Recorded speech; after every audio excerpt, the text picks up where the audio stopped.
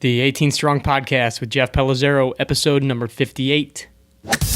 Welcome to the 18 Strong Podcast, where you get direct access to the world's greatest experts on training harder, practicing smarter, and playing better golf. Now, here's your host, Jeff Pellizzaro. Hey there to all of you golfers and grinders out there. This is Jeff Pellizzaro, golf fitness professional and physical therapist and host of the 18 Strong Podcast. I want to thank you for showing up today. And if you didn't listen to last week's episode, we've got had a lot of buzz on the episode number 57 with Charlie Weingroff, where he basically calls out a lot of you, the golfers, on your workouts and whether they're too golfish or not. And even some of the trainers that are out there, possibly implementing some tactics that aren't necessarily based on the science of strength training and basically just changing your body and producing real changes and results in what you're doing in the gym, on the course, creating new skills. So if you haven't listened to that episode, go back and listen to episode number 57 with Charlie Weingroff. It's a great one. And this week we have on the show a friend of Charlie's, Katherine Roberts, who is just an amazing woman. And she has been in the world of golf fitness before the term golf fitness was even invented. And Katherine has built basically an empire in the yoga world, specifically for golfers. She has a company, Yoga for Golfers, also Roberts Yoga for Baseball, and Kinetic Yoga for Sports, where for the past, 15, 16 years, she has been working all over the world, certifying instructors, and has a team of instructors in, I believe it's over 20 different countries now, 4 continents, all over the place. It's crazy. She's got people in many different golf locations, country clubs, courses, all over the world. And Katherine is really focused on creating a system of instruction where the golfer, the athlete, can improve no matter what their level of expertise, training is. There's always something that can be improved upon and worked on, and specifically from the golfing world, the golfing realm. So we get into talking about, what to expect when just starting a yoga program. What's the right way to jump into a yoga program? What are some of the things that you need to pay attention to? Pushing yourself too far, not pushing yourself enough. The breathing component of not just a yoga practice, but of golf, of life, and how implementing this in yoga really prepares you for so many other things, not just standing over the ball on the tee box, but how you're breathing on a daily basis. Are you properly utilizing your diaphragm and your muscles properly so you're functioning at a higher level? And that all equates to better performance on the course, off the course, being able to relax, being able to control your body, being able to know where your body is in space, in your golf swing, in any athletic movement. She's worked with tons of pro golfers, some of the biggest names in the world, and some of the legends of the game, as well as some of the biggest Major League Baseball teams. I know she's worked with the Dodgers, the Cubs. In fact, I forgot to give her some trouble for working with the Cubs, being a Cardinals fan here in St. Louis. I'm not sure how I feel about that. But it's pretty incredible just to hear the list of people that she's worked with and has had an impact on their lives. And so I know that you're going to find a ton of information out of this episode, but then also Katherine has some great resources for you to go to where you can get some free tools from the Yoga for Golfers website to basically kind of go through your own profile and get a few things that are specifically tailored to you so you can just kind of start dabbling in the world of yoga and improving, some of your flexibility, your mobility, ability to stabilize in different positions. And I guarantee once you start implementing some of this stuff, you're going to see huge impact in your game, your posture, and just how you feel on a daily basis. So I really think you're going to enjoy this episode with Katherine. She's an amazing lady, great to talk to, and really is one of the legends in the world of golf fitness. So please enjoy this episode with Katherine Roberts. Hey, Katherine, welcome to the 18 Strong Podcast. Thanks, Jeff. Great to be here. You bet. You bet. So for all the listeners out there, we have Katherine Roberts from Yoga for Golfers, Roberts Yoga for Baseball, and Kinetic Yoga for Sports, and was most recently named in 2016's Golf Magazine's Most Beautiful Women in Golf. Congratulations on that. Thank you. Absolutely. You are welcome. And but no, I think obviously most importantly, you are one of the founders of Golf Fitness, Yoga for Golfers, obviously your company. But tell us a little bit about, first, why yoga, how you got started with it, and then how did it develop into kind of the phenomenon that it is, where you have instructors in, I believe, over 20 countries, 4 continents, and for golf of all things. Well, let me just start out by saying that I'm a golfer. I've been playing golf my whole life. I grew up in a golfing family. I always kind of tell the story that when I was a little girl, I would hear the sound of metal cleats on concrete and smell scotch, and I knew my dad was coming by to swoop me up and take me out to the putting green. So my parents both played on the golf teams, so golf is very much of the fabric of my family. The way that I got into yoga was I live in Scottsdale, Arizona in the winters, and I live in Vancouver, Canada in the summers. And I was playing golf out here at a place called Desert Mountain, and I got paired up with a woman who was a 5 handicap. And at the time, my handicap was about a 28. And I thought, okay, whatever she's doing, that's what I need to be doing. And it turns out that she was a yoga instructor, and realized this was back in 1998. So yoga was not on every street corner the way that it is today. So that's how I first got exposed to yoga. And I fell in love with it so much, Jeff, that I left my corporate job. At the time, I was working for a Fortune 500 company in sales. And I left my corporate job to teach yoga full time. Well, what happened to me from my golf game was my handicap quickly dropped down to a 16. And because I was living in Scottsdale, I then was teaching, quote unquote, teaching traditional yoga at golf facilities, because obviously Scottsdale's huge for golf. Mm-hmm. What happened was all of my clients were coming back to me and saying, for the first time, my back doesn't hurt on the 14th hole, and I'm more focused, and I'm hitting the ball further. And, not only where it's translating into my golf game, but now I can turn around and back the car up without any pain in my neck, or I can stand on one foot to put a shoe on. And that happened around 1999, and I had this big aha moment of oh my goodness, I'm going to do yoga for golfers. And back in the day, really the only people talking about, as we refer to, golf fitness or training in a way that's specific for the sport of golf, the only people really talking about that were, of course, Gary Player, who's been talking about it forever, Tiger Woods, and David Duval. TPI didn't exist at the time, and so it was very revolutionary to even be talking about training for golf. But also, yoga for golfers, you must be out of your mind. And so here we are, 16 some odd years later. And as you said, we're in 21 countries and 4 continents. And the methodologies that I've created are now really widely, globally accepted as not just an appropriate way, but an appropriate, effective, efficient way to train for golf, but also to help people feel better off the course. And that was really my goal. Yeah, I referred to you in a post that I put on Facebook, asking people about some questions that they might have for you as kind of the matriarch of yoga in the golf world.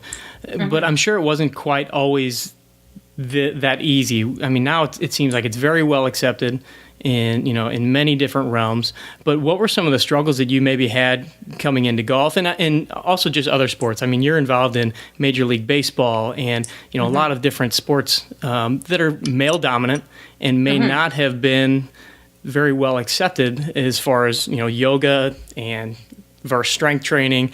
Give us some stories and tell us what kind of resistance you might have come up upon. I think one of my biggest initial challenges was the preconceived notion that yoga is where you're going to sit cross-legged or potentially need one leg behind your head. with your hands in a lotus position, or your legs in a lotus position, staring into a candle, chanting.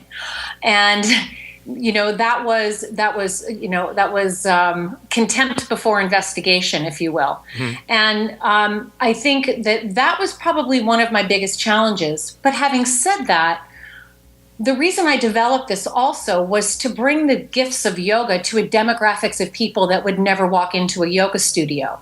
And still to this day, that represents my demographics. 85% of the people that use our products, come to our classes around the world, are male.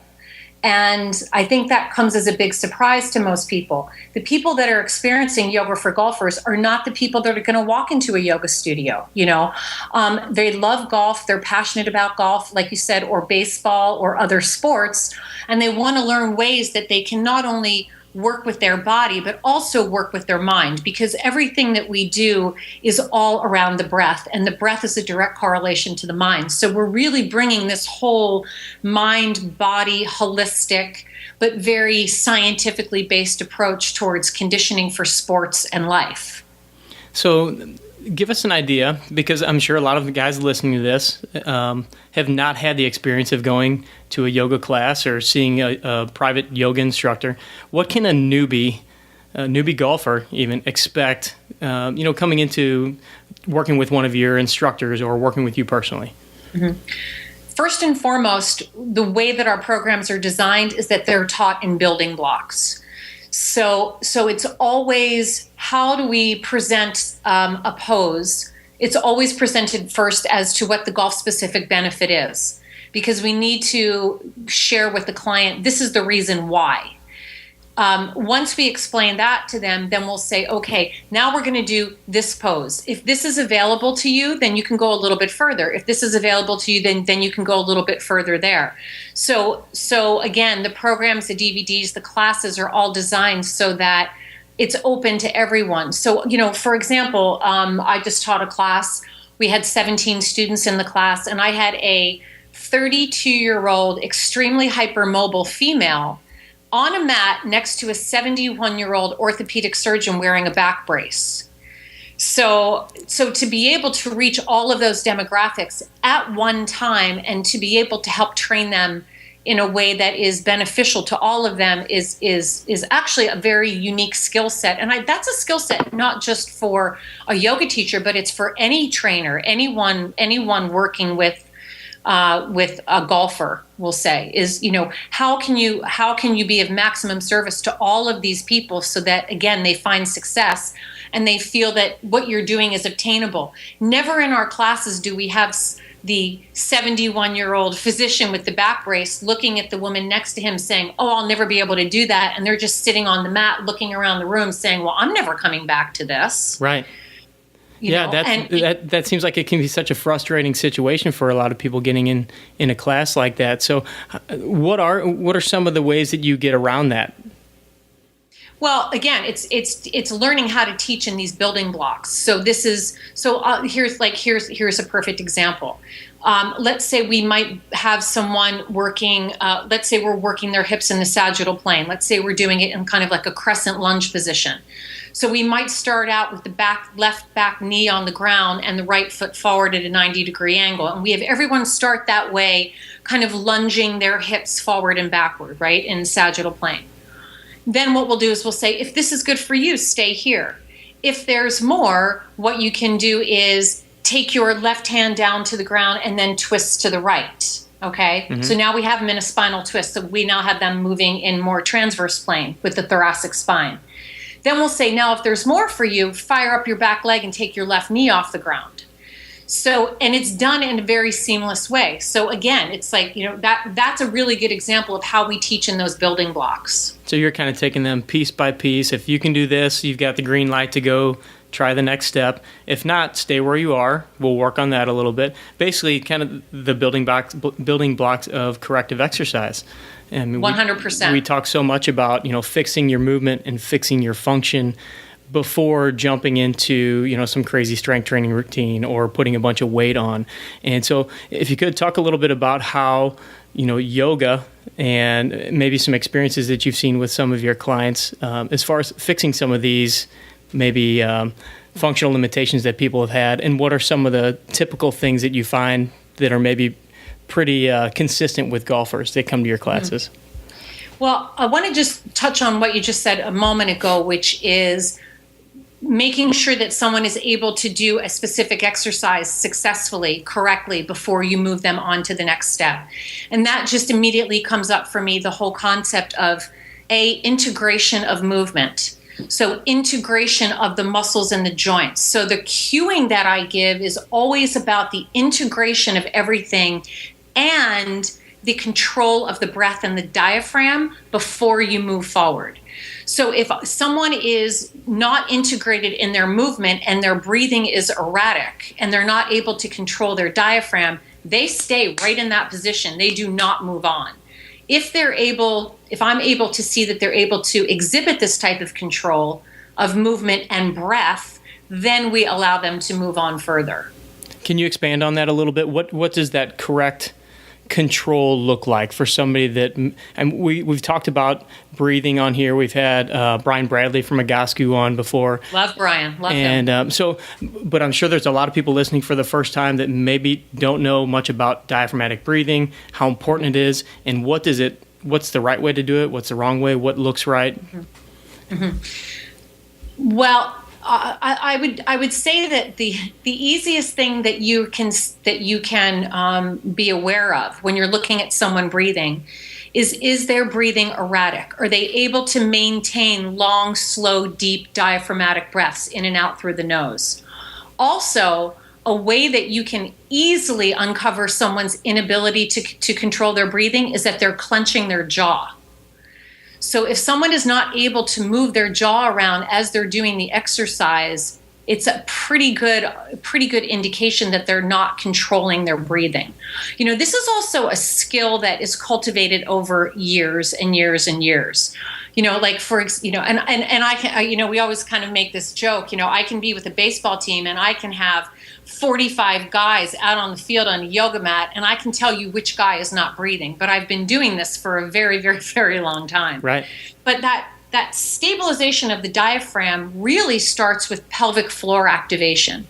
And this is something that I think a lot of people are missing. They're missing it in traditional yoga teaching, and they're missing it in just the way that we teach, I know you love saying the air quotes, right?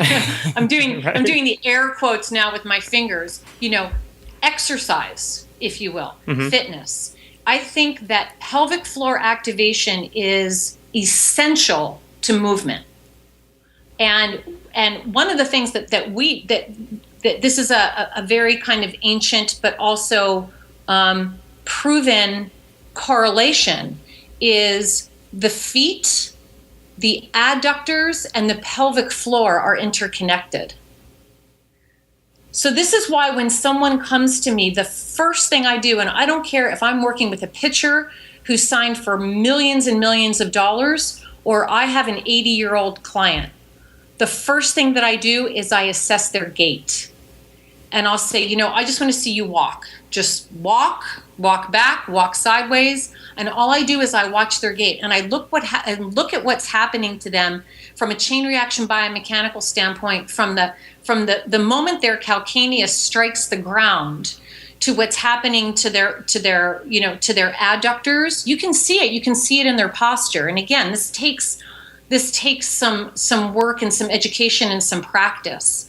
But working someone's feet and working their adductors and working their pelvic floor is a correlation that's extremely powerful. And it's kind of also like a running joke around here, which is I can have the highest level athlete walk into my studio or or I'm working with them somewhere, and I can make them sweat in about 30 seconds just by working their feet and their pelvic floor. So give us, saying, all this talk about pelvic floor reminds me of my days back in physical therapy when we had like the pelvic floor rehab, which was kind of a scary room for a male to, accidentally walk in on. But of course. So that's why I'm kind of giggling on my end. But give us an idea. So you're talking about assessing the pelvic floor, the gait, the adductors. okay, for the average golfer, the guy who's listening who has no medical background, Right. how do they know what's wrong with my pelvic floor? What are you looking for? What's right? What's wrong? I would say the inability to activate the pelvic floor correlates to an inability to stabilize the trunk. And so the way that I teach it for kind of the average person coming in is I'll say, I want you to just kind of envision that at the base of your spine, you're kind of drawing in and up. So Gray Cook has a great way to describe how to activate the pelvic floor, which I'm sure you'll have Gray on if you haven't already. I'll let him explain that. Okay. But it is just how I describe it is just a sense of drawing in and up. And what you could also do is I say, this is another part. In yoga, we call it the activation of drawing the navel in and up is another way to stabilize the diaphragm and the core. So I'll say, the listeners can do this. If you stand up and you take the palm of your hand and you place it below your navel, but above your pubic bone, okay? And you want to just feel a sense of that part of your body drawing, not just drawing in, but drawing in and lifting. Is this on the inhale?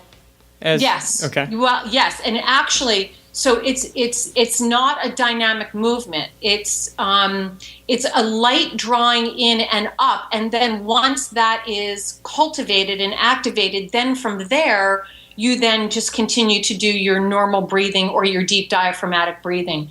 But the pelvic floor and what I just described of that drawing in and up, even collectively together, gives even more stabilization. And to take it right into golf, I actually teach my golfers how to do that in their pre-shot routine. Mm-hmm. So once they learn how to do that, and it's really critical to get across, it's not a gripping or a clenching.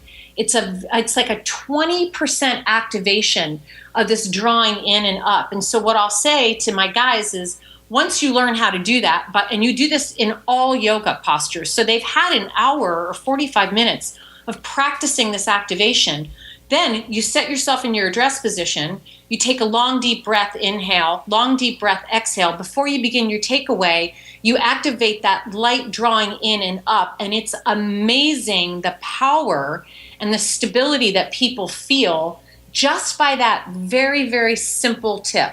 Yeah.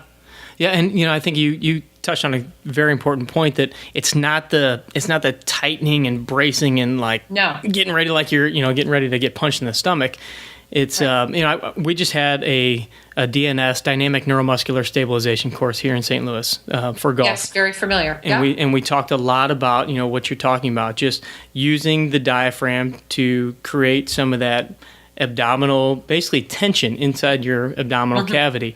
And you're right, it's hard to do. And over the course of that weekend, I struggled with the breathing myself. And so I can kind of empathize with all of our clients that we're working with, because it's not easy, but once you get it, or I should say, once you understand the concept of it and realize that you shouldn't be, just kind of locking all your muscles down to support yourself, because that's just going to create a lot of rigidity in your swing and improper movement. It's not a locking at all. And what happens is that, as this might seem as kind of an esoteric theory, in the Yoga for Golfers classes, it's something that people are reminded of to be doing the whole time during the class. So it becomes second nature, just like breathing. If I have a golfer and I say, okay, well, just, when do you breathe in your golf swing? That's the running joke. You want to take $25 off your buddy, just ask them when they breathe in their golf swing, right? But when so this is all about practice. This is why yoga and golf meld so well together. One of the kind of ancient yoga teachers said that yoga is 99% practice and 1% theory. So really, this is about 99% practice. And then once you begin to practice that, then you begin to cultivate that skill. And it's just like in golf, we need to be practicing with purpose. I'm a big fan of Pia Nielsen and Lynn Marriott and Vision 54. And I've been through their coaching program many times, which I highly recommend. And I'm good personal friends with them as well. And what they teach around practicing with purpose is exactly what we're teaching in yoga for golfers, is that, there's first kind of the mechanics, right? So there's the mechanics of getting into the yoga pose. And you think about the placement of your feet, and you think about drawing the navel in and up, and you think about the muscular activation, and then you think about the breath. And then you know what you do after that, Jeff? Nothing. You just arrive. And, to kind of talk a little bit about what P and Lynn talk about is that, golf can be so mechanical. And I say this because I'm a golfer. I know. I know what it's like when your chipping starts to go down the tube. And all I'm thinking about is, okay, where are my hands? Where are my feet? What should I do? Where's my weight shifting? How much tension do I want in my hands? I'm all in my head. But when you learn to cultivate the ability to take all of those mechanics, just like I said in yoga, right? So you do all the mechanical things you need to do, and then you commit to being in the pose, or you commit to the shot, then you just arrive and you breathe and you be. And that's what we're teaching. Man, if everybody could do that in their golf, standing over the golf ball, realize I've put the work in, I know my movements, my swing is good, not thinking, I got to get here in my backswing, I got to open the face, close the face. And I would imagine there's so much carryover. We're talking about yoga and the classes and things like that and doing the different exercises, but just being able to mentally do that in a class with your body, the movements, I would imagine there's so much carryover to the tee box, aside from all the benefits of, increasing your rotation and improving your mobility in your hip, but just that control over your body. Control over your body and control over your mind, and knowing that you have the skill set to activate breath control so that you can immediately reset your mind. And you can manage your energy because you know how to manage your breath, and you know how to manage your nervous system through your breath, through the practice of yoga, is what we're teaching. And again, it's 99% practice, 1% theory. I think we get so much into so much theory that it's overwhelming. I've had the pleasure and the blessing of teaching with some of the best coaches around the world, because I've traveled all over the world teaching this. Excuse me. And to be able to watch a student connect with a teacher, and to see that, a really good teacher knows when to stop talking. Yes. A good teacher knows when they've said enough. Because I cultivate teachers all the time, one of my biggest challenges is to say, stop talking. You've said enough. Now let them just be. And I see this in golf lessons all the time, is that sometimes there's so much focus on the mechanics that you can just see the golfer just go, okay. They start to check out. And we do that too, I think, as fitness people. We have so much information. We just want to tell everybody everything that we need to know. And then the student's like, well, okay, what am I supposed to do now? Right. Well, just arrive. Yeah. And then, you arrive, and then you trust. And that's the process. That's huge. There's so many times where you see guys on the range and they'll be hitting balls and their instructor's there. And, like you said, a good instructor can just kind of sit back and watch and mentally take notes. But that person many times is like, is that okay? How was that one? How was this one? Right. Let me see that on video. It's like, no, just, you're doing fine. Just keep going, keep working. And that's why I don't ever teach yoga in front of mirrors. Ever. And if I happen to be in a studio or a location where there's mirrors, I turn my students in the other direction. And what the students will say to me is, well, how do I know I'm doing it right? And I say, it's called proprioception. It's called, really understanding how your body is moving in space and making that connection. Jeff, the truth of the matter is that, in our Western society right now, we are so disconnected on so many levels from our body and what's even happening in our body, that to be able to start to connect your body and your breath and your movement, I mean, by the way, translates beautifully out onto the golf course. And the analogy that I use is, if you're out on the golf course and you need to make some kind of shift with your mechanics, which of course is important. And let me just say this too.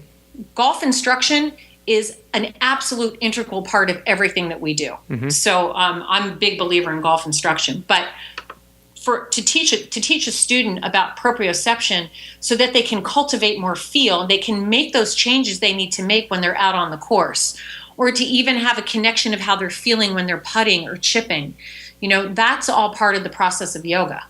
Right. I noticed that just from the strength training side, that when you get an individual that maybe doesn't have a very high level of training age, and you just start giving them some of the basics, making them more aware of what their body can do and their balance, and just being more grounded with certain exercises, they come back with all this great feedback like, oh my gosh, I'm hitting it so much better. I'm so much more balanced in my swing. What did we do? And it's like, we haven't even swung a club. I'm like, yeah, it's not about always doing something, as our buddy Charlie Weingroff would say, golfish.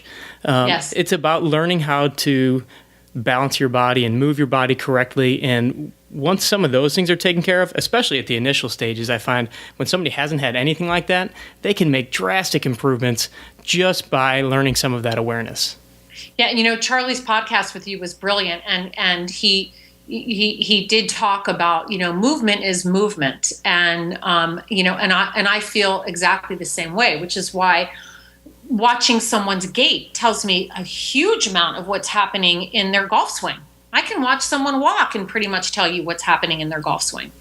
And so, I completely agree. All right, I've got a question for you. Since you do work with so many athletes, on a major level, this professional baseball, professional mm-hmm. golf, yoga is oftentimes thought of as, a relaxing kind of exercise routine, meditative. How does this translate for an explosive athlete like a golfer is, like a baseball player is? What are the benefits and how does it correlate? I don't train a golfer in an explosive way, but I train golfers and athletes in ways that help them to be explosive. So when you talk about, that people think that yoga is meditative, I would actually say that I think people are a little bit afraid of yoga because they think that yoga is too hard. So, and it's really interesting too, because working with some very, very high level athletes, again, I can take them through something that seems very fundamental and simplistic, and they can't do it. Mm-hmm. So I think it's more about, the movement and creating a body and a mind and a breath and a control that then they can work with their trainers who do more explosive movements with them. I'm not doing explosive movements, but the way that I describe it too is that what I do is a spoke in the wheel of performance for my athletes. And, Bill Bowerman, who's co-founder of Nike, had a great line, and he said, and it's a tagline for Nike, it says, if you have a body, you're an athlete. So people need to really shift their thinking, whether the sport that they're doing they think is athletic or not. If you're walking around, think of what a miracle that is. I mean, it's an athletic movement. So I see myself as a spoke in the wheel, and I work very, very closely with all of the coaches, whether it's the golf coach or the running coach or the pitching coach or the catching coach or whatever it is. I mean, we work in a very integrated way. So I have a certain job to make their job be successful, and we're all on the same page with our athletes, knowing what they need. So I hope that answered that question. Yeah, no, I love that phrase, that you're a spoke in the wheel of their performance. It goes with the golf instructor, the strength coach, the yoga instructor, the medical team. I mean, every piece complements the other, and the more that team communicates and works together, obviously, the better it's going to be. And it's funny you mentioned working with the high-level athletes and them struggling with some of the fundamental things. We've seen that. We've had a couple yoga classes at our studio here in St. Louis at Elevated Performance. And, we have a couple NHL hockey players. We've got some very high-level college and high school hockey players, some high-level golfers. And it's amazing how some of these guys, try to put them in a position that you would seem would be not a problem for them, as great of athletes as they are, and they struggle and they're sweating and they're shaking and just they didn't realize it was going to be that hard. They thought, oh, I'm coming in to get my hamstrings stretched. Right. I was going to say, and at that point, why don't you ask them if they think this is meditative and relaxing? Exactly. Exactly. All right, I have a question for you. So you've got the guy, the golfer, who comes in and he says, I've been stretching my hamstrings for 15 years. What do you tell that guy? Maybe your hamstring isn't the issue. Very well said. Yeah, I mean, let's look at everything. It's we are a chain reaction biomechanic movement. It's not.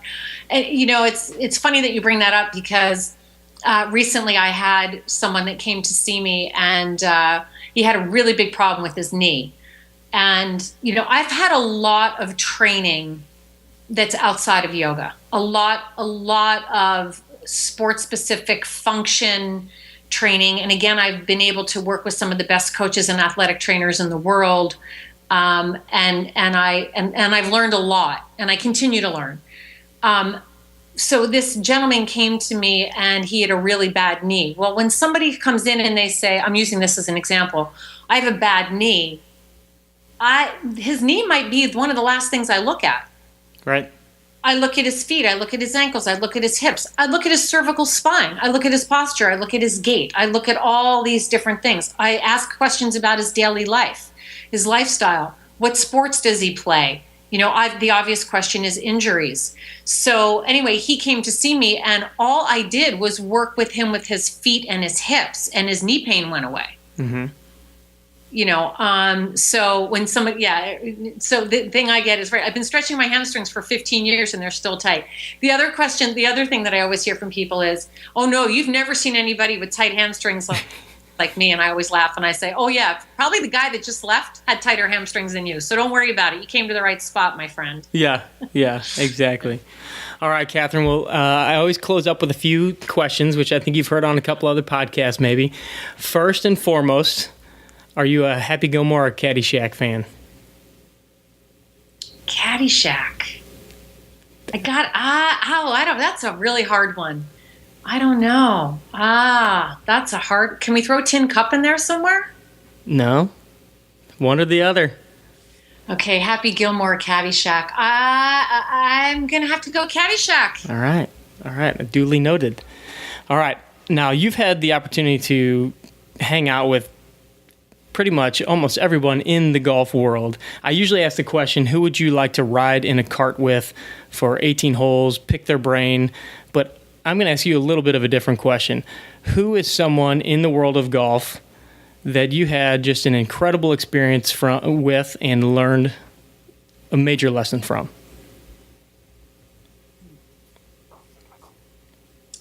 In the world of golf. Could be the fitness side of it, could be the, a player, coach. For many years, I taught a lot of golf schools with Hank Haney. And I learned a lot from Hank. When I think about coaches that I've worked with or people that I've worked with, I learned a lot about teaching and coaching from Hank. That I really respect. Also, this is not in the golf world, but one of the gentlemen who I had the pleasure of having as a client for a number of years was Joe Torre. And Joe Torre was probably the greatest mentor that I ever had. Wow. As a coach, and I worked with Joe for a number of years, and he's really the person that comes to my mind, in the forefront of my mind, as somebody that had a major influence on my life as a coach, because I see myself as a coach. That's awesome. I love Joe Torre, St. Louis Cardinals, back in the day. So big fan there. All right. When you first heard the term 18 strong, what did that conjure up in your mind? Made me think about how we can help golfers play better, play longer, and play stronger, and enjoy the game for their whole life. Which is a goal that I have, but it really made me think about how we can do that. And that's kind of a tagline for me: is play better, play longer, play stronger. I love it. Very similar to our tagline: train harder, practice smart, play better golf. Love it. All right. What has you most excited for everything that you've got going on with Yoga for Golfers, Kinetic Yoga for Sports, everything with Katherine Roberts these days? I think the most exciting thing for me right now is how we're just continuing to expand on a global basis. When I started this, I think I said at the top of the podcast, my objective was to bring the gifts of yoga to a whole new demographics. And when our certified teachers continue to become increasingly abundant and they're able to continue to get trained and share the methodologies with people to help them, play better golf, enjoy something that they love, continue to live their passion and be affected in a very beneficial way off the course, that's what gets me really excited. Very cool. And do you have one last actionable piece of advice for the audience of the 18 Strong podcast? Something they can take with them and kind of start implementing tomorrow? I have a tagline or a saying, which I always have, which is adherence over duration. Don't be concerned that or don't be overwhelmed by the fact that you think that you need to devote an hour and a half, 7 days a week to changing your body and your mind. Make the commitment to adhere to 15 minutes, 5 days a week, and the adherence over duration can reap you tremendous benefits. I like that a lot, very much. All right, how can the audience find you and where can they follow your stuff? Well, the website is Yoga for Golfers, FOR, yogaforgolfers.com. And on Twitter, I'm at Roberts Yoga. And on Facebook, I'm Katherine Roberts. And Instagram, I'm Yoga for Golfers. And we also do a lot of live remote coaching. So if there's anyone listening that's interested in, kind of working with me personally, that is certainly available. Lastly, I do just want to say on our website, we have a tremendous tool called the Golfer's Profile. Mm-hmm. And for someone that's new to yoga or they're not quite sure where to start, they can go to the Golfer's Profile. It's 100% free. And it will ask them a series of questions, everything from their successes to their challenges on the golf course, to some of their lifestyle, something about their fitness. And then based on that, they will be sent instantly through email 10 free video tips based on their answers and responses that can get them going, that can give them that 15 minutes so that they can start to implement the program. That's awesome. I love that. And you're going to be up at Drive 495 in just a couple weeks with our buddies Don Saladino and Charlie Weingroff as well. So any of the fitness professionals out there that are listening to this, give them a little info on, if they want to get in touch and get to that event. Yeah, on October 17th, I'm going to be at Drive 495 doing Kinetic Yoga for Sports. And that is that's a program that's available to anyone, whether it's be a golfer, a runner, any sport, hockey player, baseball, whatever it is. I did just want to say, too, that we also in November have our next upcoming teacher training certification, and that is in Scottsdale. That's also on the website, and that is also available to all types of professionals, whether it be a golf pro, a fitness pro, even somebody that's just passionate about golf that wants to learn more how to use these methodologies. So that's our next teacher training coming up, and that's pretty exciting, too. Perfect. And I'll have all this stuff linked up in the show notes, so everybody can go to your page on 18strong.com. They'll find all this. They'll find your Twitter handle and everything, and they can connect with you and reach out if they have any questions for you. Katherine, can't thank you enough for coming on the show tonight. And thank you, Jeff. Thank you for everything that you do. I'm a big fan, and I appreciate your level of integrity to doing a really good job, and it's really well done, and I appreciate it. Oh, thank you very much. All right, we will talk to you very soon. Okay, thanks. what a cool lady and what cool experiences she's had, working with some of the greatest athletes around, and, some of the experiences she's had, the names that, when you're talking to Katherine and she talks about working with Joe Torre and Tommy Lasorda and Manny Ramirez, and, just as an everyday occurrence, these are the types of athletes and individuals that she's around constantly and has been not only in teaching them, but learning. Obviously, she's an incredible businesswoman, has built a fantastic business, but the mission and the purpose of her business is to help you, the golfer, to get better, to live a healthier life, to, exceed all of your expectations and what you can do from a physical capacity, and take all these tools that she has and work on yourself, work on your body, and it's going to improve your game. And I think that yoga, as we've seen in this episode, we saw in the episode with Mike Brantle, can be such a great, as Katherine puts it, spoke in the wheel of performance, where you just have another tool in your toolbox that's really going to help you become a little closer to your body and what it's doing and how you can control it, which is something that we all struggle with in our golf game. And her advice as far as practicing with a purpose and adherence over duration makes so much sense to me, and it's something that I've seen consistently with my clients, with myself, that when you do it consistently, it doesn't have to be long, drawn-out bursts of workouts and dieting and all this crazy stuff, but consistency over time makes the biggest difference. So please take that to heart. And I know for all of you fitness professionals out there, if any of you are yoga instructors, Katherine told me that she's always looking for great individuals to work with. She's got country clubs and courses all across the world that are basically calling her to fill positions in some of these clubs. So if you're interested, get in touch with Katherine, get in touch with Yoga for Golfers, and maybe you can set yourself up with a pretty slick gig at one of these clubs across the nation. I want to thank you for taking your time and hanging out with me on the 18 Strong podcast.